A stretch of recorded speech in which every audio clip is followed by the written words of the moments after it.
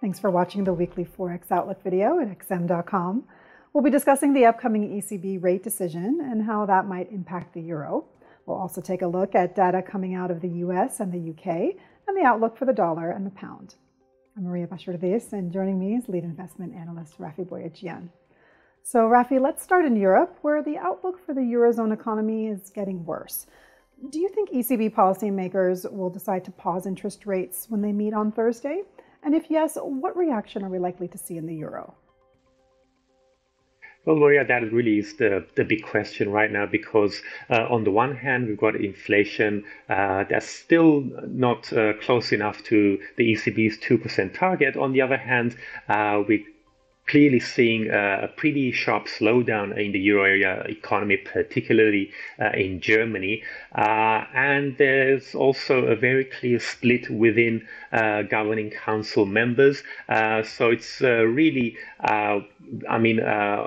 markets are kind of going with the thinking that they're probably going to stay on hold in September. But we cannot rule out a rate hike, because if you have a look at underlying inflation, for example, both core measures that the ECB looks at are still fairly elevated. One of them actually has been more or less flat in the past few months. The other one remains above 6%.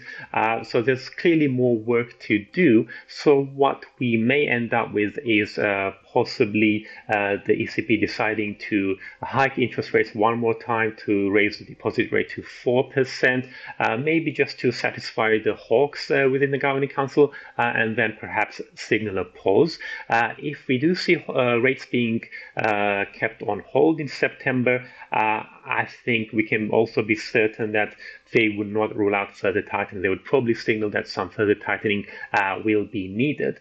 The question is, should we get either a surprise rate hike or more hawkish than anticipated tone from either the statement or Christine Lagarde's press briefing? Would that really boost the euro? Probably not by much, because it's not going to get rid of the stagflation fears hanging over the Eurozone economy. So until we start to see improving prospects for the Eurozone, and in comparison to the US dollar, the US economy doing better, I think it's going to be pretty tough for the euro to see a turnaround in sentiment. Moving over to the US now, we recently got an upbeat ISM services PMI, which highlights the resilience of the US economy. On Wednesday, we'll get CPI inflation data and then retail sales on Thursday. How do you think this data might impact the Fed's upcoming rate decision and the outlook for the dollar? Well, last time we saw the CPI in the US actually edge slightly higher, and we could see a further uptick for August. However, we may see a core CPI in the US fall a little bit, so we may end up with a somewhat neutral CPI report.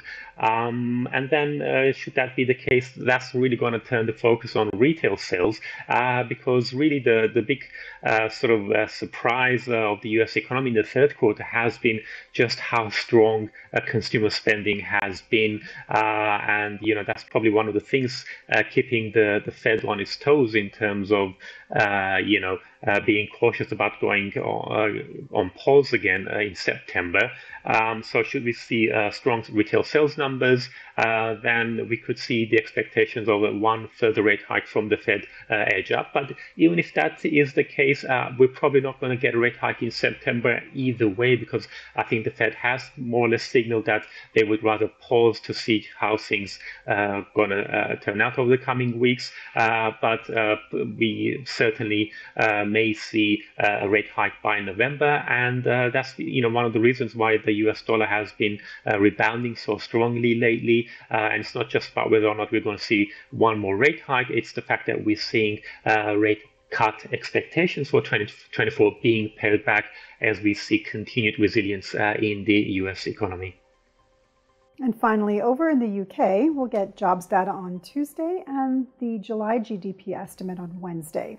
Do you think this data will prevent the Bank of England from hiking rates further? And what will that mean for the pound? Well, we did hear from Governor Bailey recently, and he did signal that the Bank of England is nearing the end of its tightening cycle, and we've kind of seen this throughout, the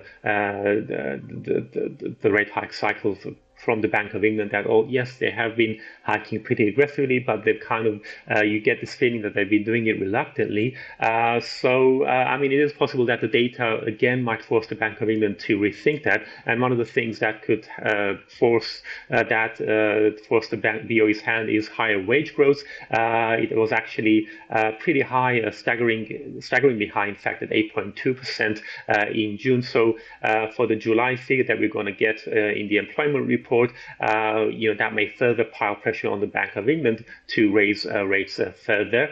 Now, on the GDP, on the growth side, things haven't been quite as bad as in the euro area, but nevertheless, it's fair to say that growth has been fairly sluggish. And UK, like the euro area, does have recession or stagflation risks hanging over it. The question is, can the pound benefit from this? I think that's again, in comparison to the US, the UK does seem to have a few. The UK economy, at least, doesn't seem to be able to hold up as well as the US economy. So that also is probably going to limit any potential upside for sterling from any upbeat data. Rafi, thanks so much. This was the Weekly Forex Outlook here at XM.com.